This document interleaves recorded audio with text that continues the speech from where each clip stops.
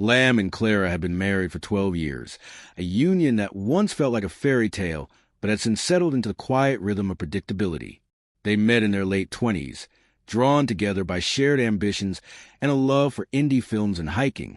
Lamb, a reserved but thoughtful architect, found solace in structure, while Clara, a freelance graphic designer, thrived on spontaneity.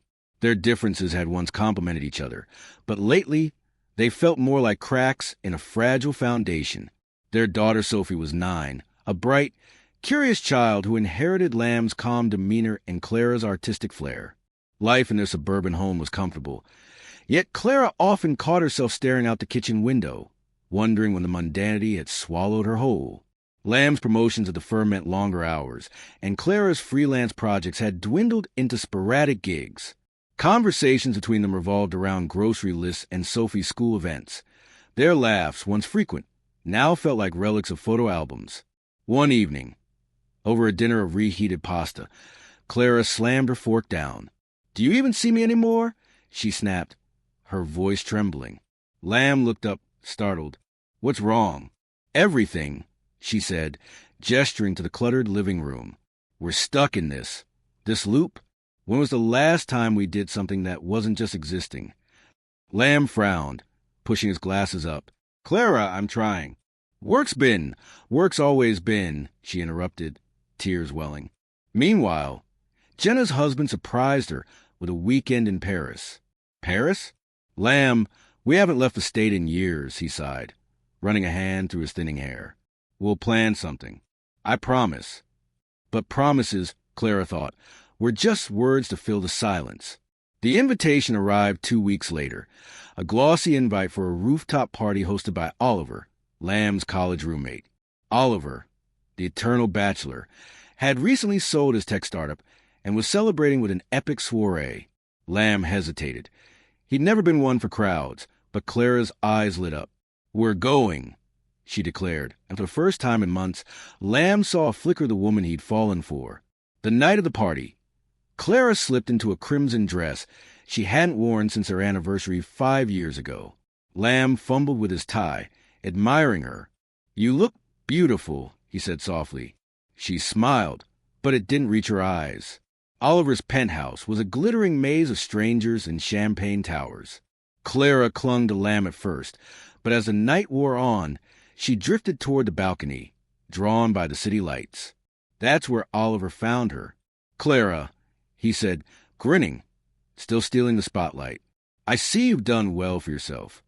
"Luck and timing," he shrugged, leaning beside her. Unlike Lamb, always a steady one, the comment needled her. Steady isn't always enough. Oliver raised an eyebrow, spoken like someone who's bored. The music swelled inside, and he offered his hand. "Dance with me?" Clara hesitated, then took it. Lamb, meanwhile, nursed a beer in a corner, watching Clara laugh with Oliver. His chest tightened.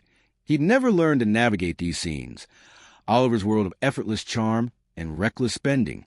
When Clara twirled under the fairy lights, her head thrown back in laughter, Lamb felt like a ghost in his own life.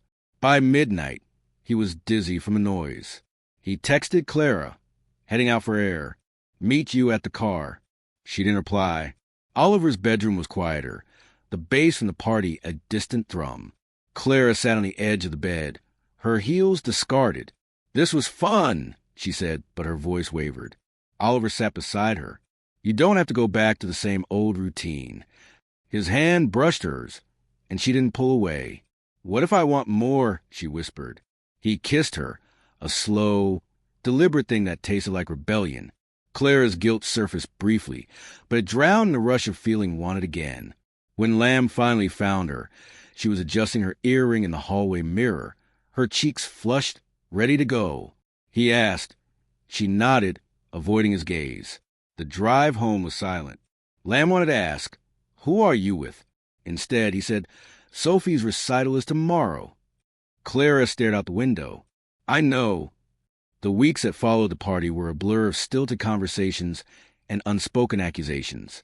Lamb buried himself in work, sketching blueprints late into the night, while Clara stayed out longer, citing client meetings that never appeared on her calendar. Sophie noticed the tension. Her one chipper question about family movie nights was met with clipped replies. One afternoon, while sorting laundry, Lamb found a receipt in Clara's coat pocket. A $300 charge from a boutique hotel downtown dated the night of Oliver's party. His hand shook as he confronted her. "What is this?" he demanded, holding up the slip. Clara paled but held his gaze. "A mistake. It's not mine." "Don't lie to me," he said, his voice cracking. She turned away, her silence louder than any confession. Oliver's text began flooding Clara's phone. Playful emojis, late-night, thinking-of-you notes. Each ping felt like a grenade. She told herself it was just a fling, a temporary escape from the suffocating predictability of her marriage. But when Oliver invited her to a gallery opening, she said yes. They met in a dimly lit wine bar afterward, all traces of circles on her wrist. "You deserve more than leftovers, Clara." "What if more isn't real?" she murmured. "Then we'll make it real," he said, kissing her. This time, there was no guilt, only the thrill of rewriting her story. At home, Lamb scoured their shared calendar, noting every unexplained gap. He hired a private investigator, a decision that left him nauseous. The photos arrived a week later. Clara laughing on a park bench with Oliver, her hand tucked in his coat pocket. Lamb stared at the images until they blurred. That night, he waited in the dark. The envelope lay on the kitchen counter. Clara froze when she saw it.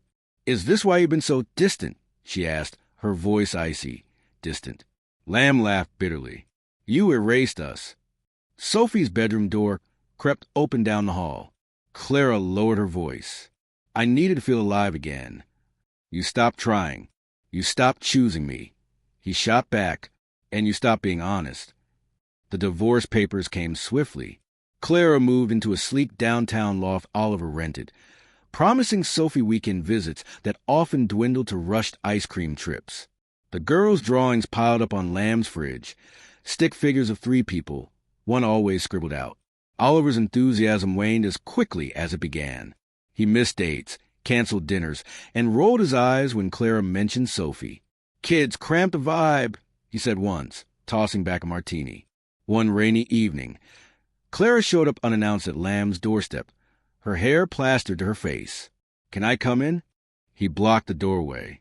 "Why?" I miss her. I miss you." Lamb's jaw tightened. "You don't get to miss us after throwing us away."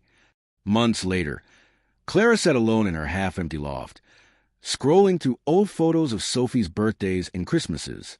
Oliver had ghosted her after a fight about clinginess. She dialed Lamb's number, her breath shallow. "Sophie's recital is next week," she said.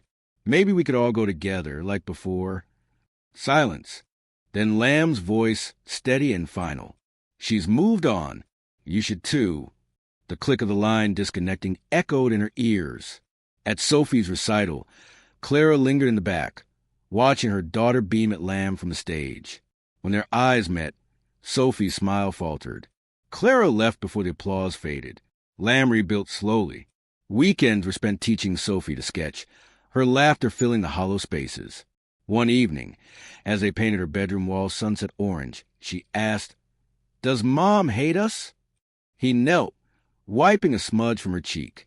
"No, kiddo, she just forgot how to love us." Right then, Clara drifted through dating apps and empty flings, chasing the high she'd mistaken for happiness. But the men were echoes of Oliver, charming, transient, allergic to permanent. On a frosty December morning, she stood outside Lamb's house, watching smoke curl from the chimney. Sophie's mittened hand waved from the window before disappearing. Clara turned away, the weight of her choices settling like snow, cold, unyielding, and hers alone to carry. In the end, the echoes of would have drowned her, while Lamb learned to find music in quiet.